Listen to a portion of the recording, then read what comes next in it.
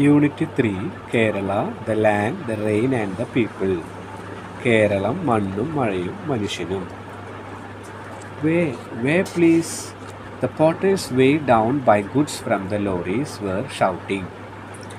ലോറികളിൽ നിന്ന് ചുമടുമായി നീങ്ങുന്ന തൊഴിലാളികൾ വിളിച്ചു പറയുന്നുണ്ടായിരുന്നു, വഴി ഒതുങ്ങി നിൽക്കണം, വഴി തരൂ.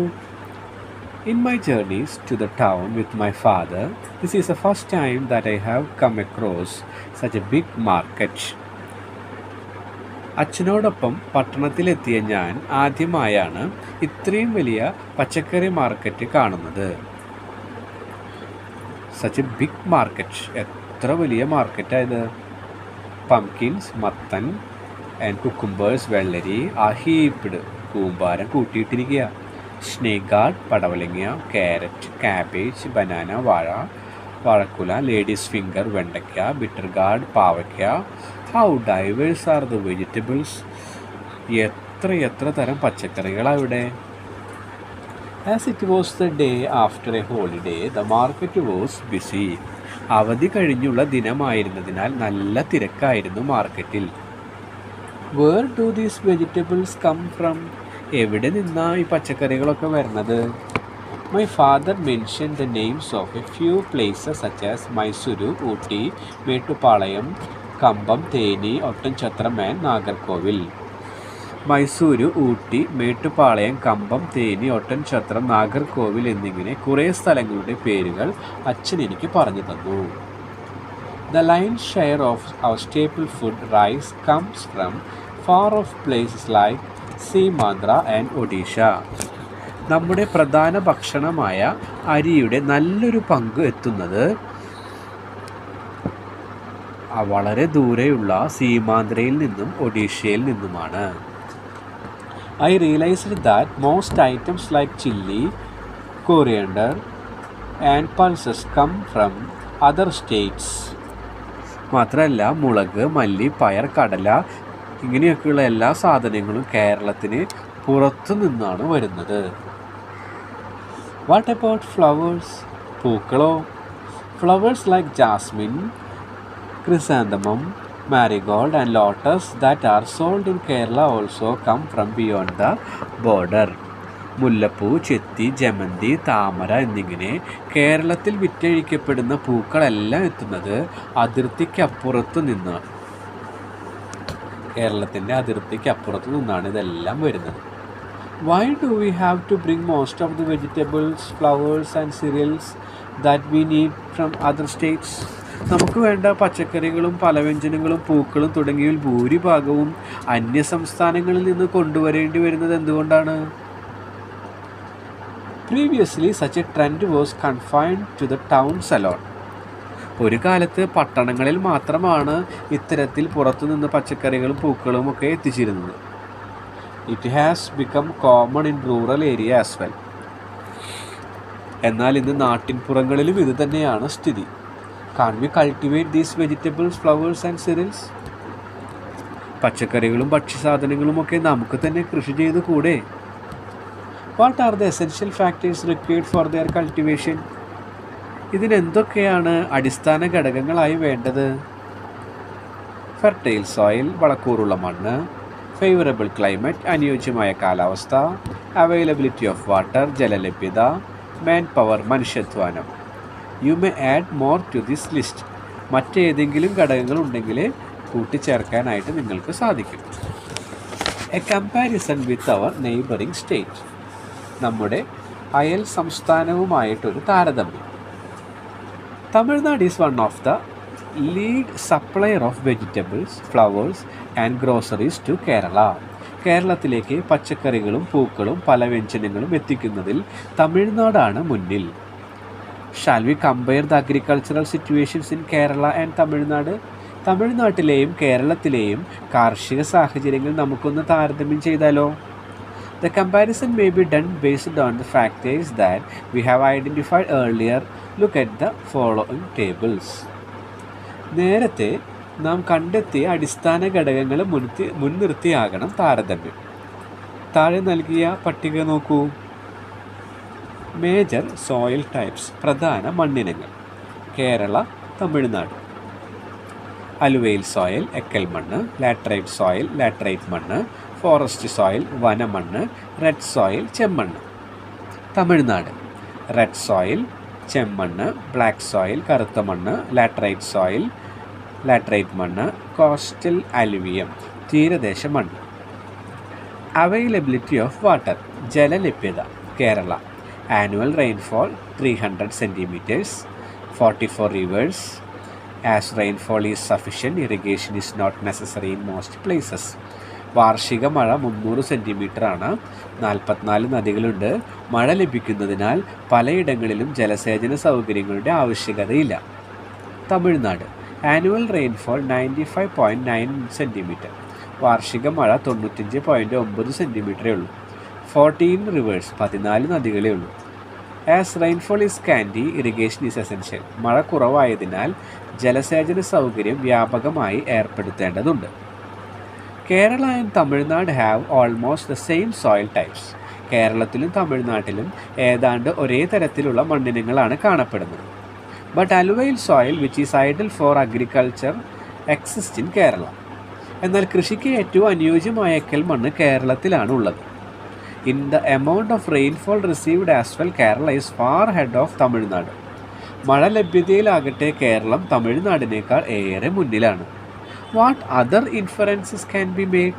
മറ്റെന്തൊക്കെ നിഗമനങ്ങളിൽ നിങ്ങൾക്ക് എത്തിച്ചേരാൻ സാധിക്കും? Are you convinced that Kerala is suitable for agricultural practices?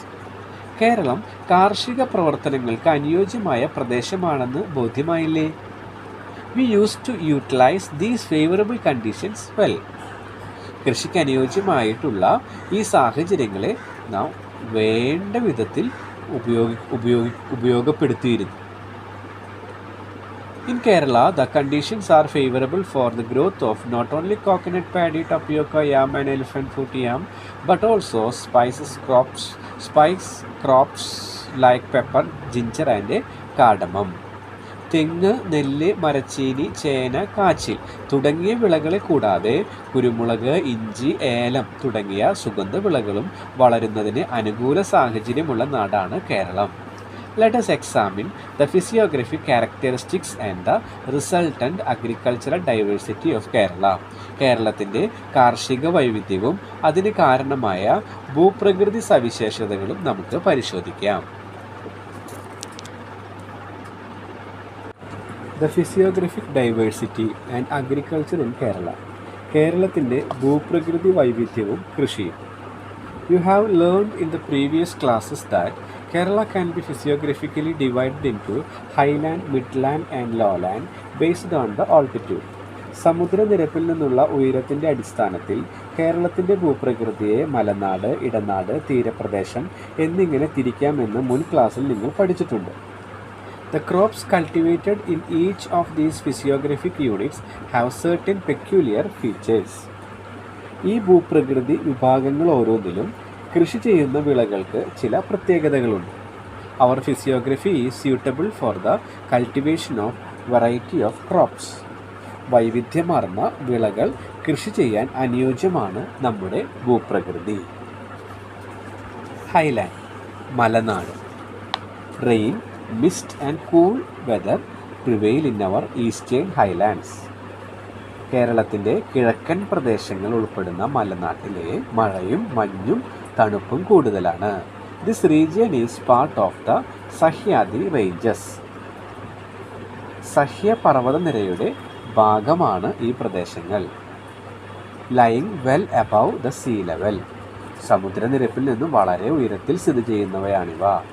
The figure 3.2 shows cardamom and tea, the crops cultivated here. ചിത്രം 3.2 ഇവിടെ കൃഷി ചെയ്യുന്ന ഏലം, തേയില എന്നീ വിളകളെ കാണാൻ സാധിക്കും. The following are the geographical factors required for the cultivation of these crops. ഈ വിളകളുടെ വളർച്ചയ്ക്ക് ആവശ്യമായ ഭൂമിശാസ്ത്ര ഘടകങ്ങൾ ചുവടെ ചേർക്കുന്നു. Temperature below 30 degree Celsius. താപനില 30 ഡിഗ്രി സെൽഷ്യസിൽ താഴെ. Abundant rainfall. ധാരാളമായി ലഭിക്കുന്ന മഴ. വെൽ ഡ്രെയിൻഡ് സോയിൽ, നീർവാർച്ചയുള്ള മണ്ണ്. Identify the location of the Highland from the given map, figure 3.1. മലനാടിൻ്റെ സ്ഥാനം ഭൂപടം ചിത്രം 3.1 നിരീക്ഷിച്ച് കണ്ടെത്തൂ. Here the climate is favorable for the growth of tea, coffee and spice crops like cardamom, pepper, ginger and turmeric. ഏലം, കുരുമുളക്, ഇഞ്ചി, മഞ്ഞൾ തുടങ്ങിയ സുഗന്ധവിളകൾക്കും തേയില, കാപ്പി തുടങ്ങിയവയ്ക്കും അനുയോജ്യമായ കാലാവസ്ഥയാണ് ഇവിടെയുള്ളത്. History tells us that it is the fame of these spice crops that made Kerala the favorable destination of foreigners. ഈ ഭൂപ്രകൃതി വിഭാഗത്തിൽ നിന്ന് ലഭിച്ച സുഗന്ധവിളകളുടെ പെരുമയാണ് കേരളത്തെ വിദേശികളുടെ പ്രിയപ്പെട്ട ഇടമാക്കിയതെന്ന് ചരിത്രം പറയുന്നു. But the changes in climate of Kerala and land use have affected the agricultural production in this region. എന്നാൽ കേരളത്തിൻ്റെ കാലാവസ്ഥയിലും ഭൂവിനിയോഗത്തിലും വന്ന മാറ്റങ്ങൾ ഈ മേഖലയിലെ കാർഷിക ഉൽപ്പാദനത്തെ ഏറെ ബാധിച്ചിട്ടുണ്ട്. Which are the crops that the highland region is suitable for? Make a list. നമ്മുടെ മലനാട് പ്രദേശം ഏതൊക്കെ വിളകളുടെ കൃഷിക്കാണ് അനുയോജ്യം? പട്ടികയാക്കൂ. Why can these crops be cultivated in the highland? എന്തുകൊണ്ടാണ് നിങ്ങൾ പട്ടികയിൽ ഉൾപ്പെടുത്തിയ വിളകൾ മലനാട്ടിൽ മാത്രം കൃഷി ചെയ്യാനായിട്ട് സാധിക്കുന്നത്? Midland, Idanad. The midland is sandwiched between the lowland and the highland. തീരപ്രദേശത്തിനും മലനാടിനും ഇടയ്ക്കാണ് ഇടനാട്. This region in Kerala is characterized by the most diverse crops. കേരളത്തിൽ ഏറ്റവും അധികം വിളവൈവിധ്യമുള്ള പ്രദേശമാണിത്. Cereals, vegetables, tuber crops, etc. are part of this diversity. ഭക്ഷ്യധാന്യങ്ങൾ, പച്ചക്കറികൾ, കിഴങ്ങുവർഗ്ഗങ്ങൾ തുടങ്ങിയവ ഇടനാട്ടിലെ വിളവൈവിധ്യത്തിൻ്റെ ഭാഗമാണ്. Observe the figure 3.3 and identify the other prominent crops of the midland. മറ്റേതൊക്കെ വിളകളാണ് ഇടനാട്ടിൽ പ്രധാനമായും കൃഷി ചെയ്യുന്നതെന്ന് ചിത്രം 3.3 നോക്കി കണ്ടെത്തൂ. Abundant rainfall, moderately thick layers of alluvial soil in the river basins and laterite soil along the hilly tracts are the favorable geographical factors for the crop diversity in the midland region. ധാരാളമായി ലഭിക്കുന്ന മഴ ഈ മേഖലയിലെ ചെറുകുന്നിൻ പ്രദേശങ്ങളിലെ laterite മണ്ണിൻ്റെയും നദീതടങ്ങളിലെ എക്കൽ മണ്ണിൻ്റെയും സാമാന്യം കനത്ത ആവരണം തുടങ്ങിയ അനുകൂല ഭൂമിശാസ്ത്ര ഘടകങ്ങളാണ് ഇടനാട്ടിലെ വിളവൈവിധ്യത്തിന് കാരണം. This region is suitable for the cultivation of rubber, which is a chief commercial crop of Kerala. കേരളത്തിലെ പ്രധാന വാണിജ്യ വിളയായ റബ്ബർ കൃഷി ചെയ്യുന്നതിന് ഏറ്റവും അനുയോജ്യമാണ് ഇവിടം. Extensive cultivation of rubber in this region began in the first quarter of the 20th century. 20ാം നൂറ്റാണ്ടിൻ്റെ ആദ്യ പാദത്തിലാണ് ഈ മേഖലയിൽ റബ്ബർ വ്യാപകമായി കൃഷി ചെയ്യാൻ തുടങ്ങുന്നത്. Till then, the region was largely devoted to the cultivation of tubers like tapioca, yam, elephant foot yam and vegetables. അതുവരെ മരച്ചീനി, കാച്ചിൽ, ചേന തുടങ്ങിയ കിഴങ്ങുവർഗ്ഗങ്ങളും പച്ചക്കറികളും വ്യാപകമായി കൃഷി ചെയ്തിരുന്നു. Plantain cultivation was also prominent. ഏത്തവാഴ കൃഷിയും ഈ മേഖലയിൽ വ്യാപകമായിരുന്നു. But the crop diversity in the midland is fast giving way to rubber. ഇടനാടിൻ്റെ ഈ വിളവൈവിധ്യം അതിവേഗം റബ്ബറിന് വഴിമാറിക്കൊടുത്തു. Even small land holdings are now used for rubber cultivation. ചെറിയ കൃഷിയിടങ്ങൾ പോലും ഇന്ന് റബ്ബർ കൃഷിക്കായിട്ട് ഉപയോഗപ്പെടുത്തുന്നു. Once planted, the rubber crop has the merit of long lasting yield. ഒരിക്കൽ നട്ട് വിളവെടുപ്പ് തുടങ്ങിയാൽ ഏറെ കാലം വിളവ് ലഭിക്കുമെന്നതാണ് റബ്ബറിൻ്റെ മേന്മ. Farmers are turning to rubber cultivation. Instead of traditional crops. What could be the reason? കർഷകർ പരമ്പരാഗത വിളകൾ ഉപേക്ഷിച്ച് റബ്ബർ കൃഷിയിലേക്ക് മാറാൻ കാരണമെന്തായിരിക്കാം? What changes could this have brought in their lifestyle? Discuss. ഇത് അവരുടെ ജീവിതശൈലിയിൽ ഉണ്ടാക്കുന്ന മാറ്റങ്ങൾ എന്തൊക്കെയായിരിക്കും? ചർച്ച ചെയ്യൂ.